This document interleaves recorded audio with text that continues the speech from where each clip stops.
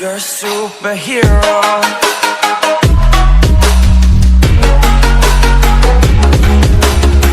Hello guys, എല്ലാവർക്കും ഐടിയിലേക്ക് സ്വാഗതം. എല്ലാവർക്കും സുഖമാണെന്ന് വിചാരിക്കുന്നു. നമ്മളിന്ന് ഐഫോണിൻ്റെ അല്ലെങ്കിൽ ഐഫോൺ 11 രണ്ട് കളേഴ്സ് നമ്മളിന്ന് അൺബോക്സ് ചെയ്യാൻ പോവുകയാണ്. ഐഫോൺ 11 ഗ്രീനും അതേപോലെ തന്നെ ബ്ലാക്കും. എനിക്കറിയാം ഐഫോൺ 11 ഒരുപാട് വീഡിയോസ് ഇപ്പോൾ യൂട്യൂബിൽ വന്നിട്ടുണ്ട്. ഐഫോൺ 11 ഇറങ്ങിയിട്ട് ഇപ്പം കുറച്ച് കാലമായി. ബട്ട് എനിക്ക് ഇന്നാണ് അല്ലെങ്കിൽ ഇപ്പോഴാണ് ഈ ഒരു സംഭവം അൺബോക്സ് ചെയ്യാനുള്ളൊരു ചാൻസ് കിട്ടിയത്. അതുകൊണ്ടാണ് ഞാൻ ഈ ഒരു വീഡിയോ ഇപ്പോൾ അപ്ലോഡ് ചെയ്യുന്നത്. അപ്പോൾ നമുക്ക് നമ്മുടെ ഐഫോൺ 11 ഗ്രീന് നമുക്കൊന്ന് അൺബോക്സ് ചെയ്ത് നോക്കാം. ബോക്സ് തുറക്കുന്ന സമയത്ത് നമ്മളെ വരവേൽക്കാനായിട്ട് മുമ്പ് തന്നെ നമ്മുടെ ഐഫോൺ 11 ഉണ്ട്. അതിനടുത്ത് സൈഡിലോട്ട് വെക്കാം തൽക്കാലത്തേക്ക്. എന്നിട്ട് അതിൻ്റെ അടിയിൽ പേപ്പർ വർക്ക്സാണ് ഉള്ളത്. സാധാരണ പേപ്പർ വർക്ക്സ് ഒന്നും അധികം ആൾക്കാരൊന്നും നോക്കാറില്ല. ഞാൻ ജസ്റ്റ് നിങ്ങൾക്കൊന്ന് കാണിച്ചു തരാം വീഡിയോയുടെ ഒരു പൂർണ്ണതയ്ക്ക് വേണ്ടിയിട്ട്. അതിൻ്റെ ഉള്ളിൽ നമ്മുടെ ആപ്പിളിൻ്റെ സ്റ്റിക്കറും അതേപോലെ തന്നെ നമ്മുടെ സിം കാർഡ് ഇജക്ഷൻ ടൂളും ഉണ്ട്. പിന്നെ നമ്മുടെ ഇയർപോഡ്സ്, അതായത് ആപ്പിളിൻ്റെ വയർഡായിട്ടുള്ള ഇയർഫോൺസ് ഉണ്ട്, ലൈറ്റ്നിങ് കണക്ടറോട് കൂടിയിട്ടുള്ളത്. പിന്നെ അതിൻ്റെ അപ്പുറത്തായിട്ട് നമുക്ക് 5 വോൾട്സിൻ്റെ ഒരു ചാർജിങ് അഡാപ്റ്ററും കൂടി കിട്ടുന്നുണ്ട്. ഞാൻ പറയാനുള്ള കാരണം എന്താണെന്ന് വെച്ചാൽ ഐഫോൺ 12 ഈ ഒരു അഡാപ്റ്റർ പോലും കൊടുക്കുന്നില്ല എന്നാണ് കേട്ടിട്ടുള്ളത്. അപ്പോൾ ഗുഡ് ബൈ ചാർജർ. പിന്നെ നമുക്ക് നമ്മുടെ USB ടു ലൈറ്റ്നിങ് കേബിളും കൂടി കിട്ടുന്നുണ്ട്. ഡിസൈൻ്റെ കാര്യം പറയുകയാണെന്നുണ്ടെങ്കിൽ ഫുള്ളി ഗ്ലാസ് ആയിട്ടുള്ള ഡിസൈനാണ്. ക്യാമറ മോഡ്യൂളിൻ്റെ അവിടെ മെയ്റ്റ് ഫിനിഷാണ് കൊടുത്തിട്ടുള്ളത്.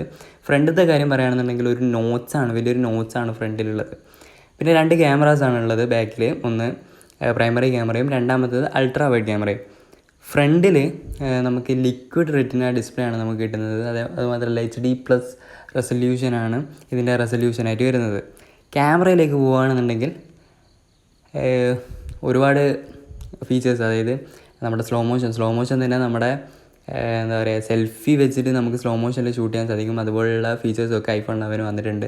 സ്ലോഫി എന്നാണ് അവർ വിളിക്കുന്നത്. പിന്നെ നമ്മുടെ അൾട്രാ വൈഡിലേക്ക് സ്വിച്ച് ചെയ്യുന്നത്, അതായത് ആപ്പിളാണ് ആദ്യം ഇൻട്രൊഡ്യൂസ് ചെയ്തത്. നമ്മുടെ അൾട്രാ വൈഡും അതേപോലെ തന്നെ നമ്മുടെ പ്രൈമറി ക്യാമറയും സീംലെസ് ആയിട്ട്, അതായത് അത് സ്വിച്ച് ചെയ്യുന്നത് നമുക്ക് മനസ്സിലായില്ല. ആ ഒരു രീതിക്ക് 2 ക്യാമറാസ് തമ്മിൽ സ്വിച്ച് ചെയ്യുന്നത് ഫസ്റ്റ് ഇൻട്രൊഡ്യൂസ് ചെയ്തത് ആപ്പിളാണ്. പിന്നെ വീഡിയോൻ്റെ സെക്ഷനിൽ റെസൊല്യൂഷൻ മാറ്റാനും ഫ്രെയിം പെർ സെക്കൻഡ് മാറ്റാനും നമുക്ക് മുകളിലത്തെ ആ ഒരു ഭാഗത്ത് നമ്മൾ ക്ലിക്ക് ചെയ്താൽ മതി. കഴിഞ്ഞ ഐഫോൺസിലൊക്കെ സെറ്റിങ്സ് പോയിട്ട് വേണം ഈ സംഭവങ്ങളൊക്കെ മാറ്റാൻ.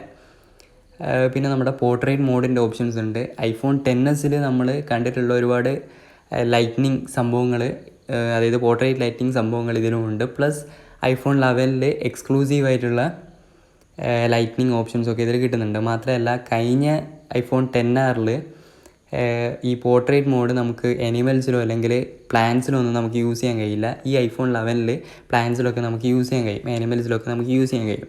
പിന്നെ മുകളിലൊരു ഏറോ ബാർ ഉണ്ട്. അത് ക്ലിക്ക് ചെയ്തിട്ടുണ്ടെങ്കിൽ നിങ്ങൾക്ക് നമ്മുടെ ലൈവ് ഫോട്ടോസ് എനേബിൾ ചെയ്യാനും ഡിസേബിൾ ചെയ്യാനുള്ള ഒരു ഓപ്ഷനും, അതേപോലെ തന്നെ നമ്മുടെ ആസ്പെക്ട് റേഷ്യോ, വീഡിയോയുടെയും അതേപോലെ തന്നെ ഫോട്ടോയുടെ ആസ്പെക്ട് റേഷ്യോ ചേഞ്ച് ചെയ്യാനുള്ളതും, പ്ലസ് നമ്മുടെ ആപ്പിളിൻ്റെ ഫിൽറ്റേഴ്സ് ചേഞ്ച് ചെയ്യാനുള്ള ഓപ്ഷൻസ് അവിടെയാണ് കൊടുത്തിട്ടുള്ളത്. അതൊക്കെ ഈ ഐഫോൺ 11 വന്നിട്ടുള്ള മാറ്റമാണ് ക്യാമറ ഇൻ്റർഫേസിൽ. പിന്നെ നമ്മുടെ നൈറ്റ് മോഡ്, ഐഫോൺ 11 അവർ ഇൻട്രൊഡ്യൂസ് ചെയ്ത നൈറ്റ് മോഡ് കിട്ടുന്നുണ്ട്. ഞാനിപ്പോൾ ഈ വീഡിയോ ഷൂട്ട് ചെയ്യുന്നത് നല്ല വെളിച്ചമുള്ള നട്ടുച്ചക്കാണ്. അതുകൊണ്ട് തന്നെ നൈറ്റ് മോഡിൻ്റെ ആ ഒരു ഐക്കൺ തെളിഞ്ഞ് വരണമെന്നുണ്ടെങ്കിൽ ക്യാമറ നമ്മൾ കവർ ചെയ്ത് പിടിക്കണം. ഇപ്പോൾ ക്യാമറ കവർ ചെയ്ത് പിടിച്ചുകൊണ്ടാണ് മുകളിൽ ആ ഒരു ഫ്ലാഷിൻ്റെ ഇപ്പുറത്തായിട്ട് ആ ഒരു ഐക്കൺ തെളിഞ്ഞ് വന്നത്. അതായത് ക്യാമറയിലേക്ക് ലെൻസിലേക്ക് കൃത്യമായിട്ടുള്ള ലൈറ്റ് വന്നില്ല എന്നുണ്ടെങ്കിൽ ആ ഒരു നൈറ്റ് മോഡ് എനേബിൾ ആയിട്ടുണ്ടാവും. ഞാനതിൻ്റെ സാമ്പിളൊക്കെ ഞാൻ നിങ്ങൾക്ക് കാണിച്ചു തരാം. ഇതിൻ്റെ ഹേർട്ട് എന്ന് പറയുന്നത്, അതായത് ഇതിൻ്റെ പ്രോസസ്സർ എന്ന് പറയുന്നത് A13 ബയോണിക് ചിപ്പാണ്. നല്ല ഫ്ലൂയിഡ് ആയിട്ടുള്ളൊരു എക്സ്പീരിയൻസ് നമുക്ക് ഈ ഒരു ഫോണിൽ കിട്ടും. മാത്രമല്ല നമ്മൾ 4K റെസൊല്യൂഷനുള്ള വീഡിയോ ഒക്കെ റെൻഡർ ചെയ്തെടുക്കാൻ വളരെ ചുരുങ്ങിയ സമയം മാത്രം മതി ഈ ഒരു ഫോണിൽ.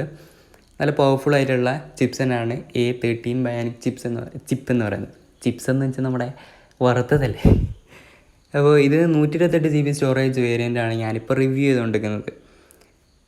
പിന്നെ നമുക്ക് ഇതിൻ്റെ കുറച്ച് ക്യാമറ ഫീച്ചേഴ്സ് അല്ലെങ്കിൽ ക്യാമറയുടെ ഒരു ചെറിയ റിവ്യൂ ഞാൻ നിങ്ങൾക്ക് തരാം. ഇത് ഞാൻ ഐഫോൺ 11 1080p ഞാൻ ഷൂട്ട് ചെയ്തൊരു വീഡിയോ ഫുട്ടേജാണ്. ഇതിലൂടെ നിങ്ങൾക്ക് വീഡിയോയുടെ കളർ ടോണിൻ്റെ സംഭവങ്ങളൊക്കെ നിങ്ങൾക്ക് കാണാൻ കഴിയും.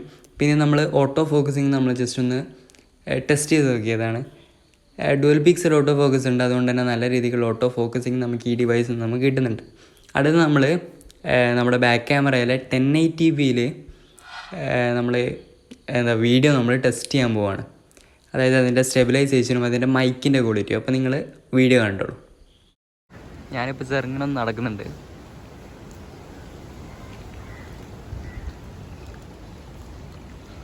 ഞാൻ ചെറുങ്ങനെ ഓടുകയാണ്. ഓക്കെ,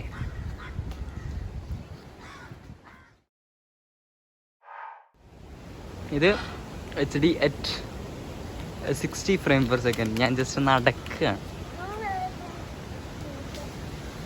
ഞാൻ ഓടുകയാണ്. ഓക്കെ, അപ്പോൾ നിങ്ങൾക്ക് സ്റ്റെബിലൈസേഷൻ മനസ്സിലാവും.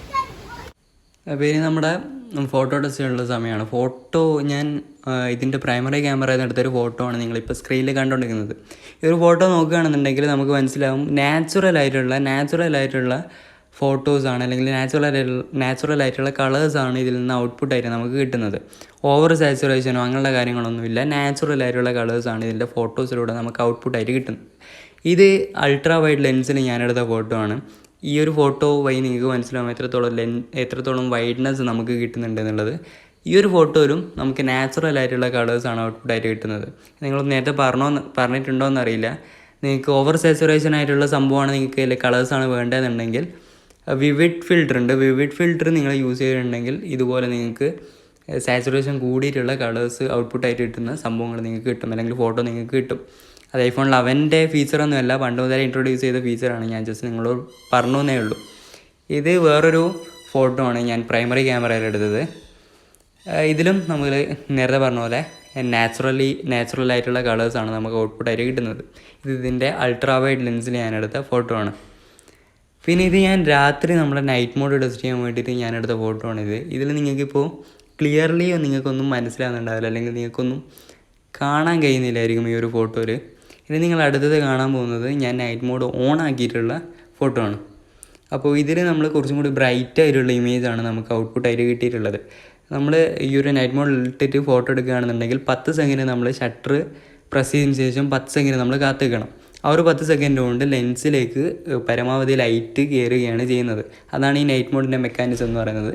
ഇത് ഞാൻ ആർട്ടിഫിഷ്യൽ ലൈറ്റിംഗ് കണ്ടീഷനിൽ ഞാനെടുത്ത ഫോട്ടോ ആണ്. ഈ ഒരു ഫോട്ടോയിലും നമുക്ക് നല്ല ഷാർപ്പായിട്ടുള്ള, അതായത് ആ ഒരു ബോട്ടിലിൽ ഉള്ള ആ ഒരു ലെറ്റേഴ്സൊക്കെ നമുക്ക് ഷാർപ്പായിട്ട് നമുക്ക് കാണാൻ കഴിയുന്നുണ്ട്. ഈ ഒരു ലൈറ്റിംഗ് കണ്ടീഷനിൽ ഞാൻ നൈറ്റ് മോഡ് ഓൺ ആക്കിയ സമയത്ത് എനിക്ക് കിട്ടിയ ഔട്ട്പുട്ടാണിത്. ഇത് കുറച്ച് ബ്രൈറ്റ് ആയിട്ടുള്ള ഇമേജ് നമുക്ക് തന്നിട്ടുണ്ട്. നല്ല ഷാർപ്പായിട്ടുള്ള ആ ഒരു ലെറ്ററിങ് ഒക്കെ നല്ല ഷാർപ്പായിട്ട് നമുക്ക് കാണാനും കഴിയുന്നുണ്ട്. അപ്പോൾ ഇതൊക്കെയാണ് ഇന്നത്തെ വീഡിയോ എന്ന് പറയുന്നത്. അപ്പോൾ ഈ വീഡിയോ നിങ്ങൾക്ക് ഇഷ്ടപ്പെട്ടിട്ടുണ്ടാവും വിചാരിക്കുന്നു. ഇഷ്ടപ്പെട്ടിട്ടുണ്ടെങ്കിൽ തീർച്ചയായും ലൈക്ക് ചെയ്യണം, ഷെയർ ചെയ്യണം, സബ്സ്ക്രൈബ് ചെയ്യണം. പിന്നെ ഒരു ബെല്ലൈക്കണം കൂടി നിങ്ങൾ എനേബിൾ ചെയ്യണം. നമ്മുടെ ചാനൽ ഇപ്പോൾ 0.5K, അതായത് 500 സബ്സ്ക്രൈബേഴ്സ് എത്തിയിട്ടുണ്ട്. അപ്പോൾ എല്ലാവർക്കും നന്ദി, നമസ്കാരം, പിന്നെ കാണാം. ഓക്കെ.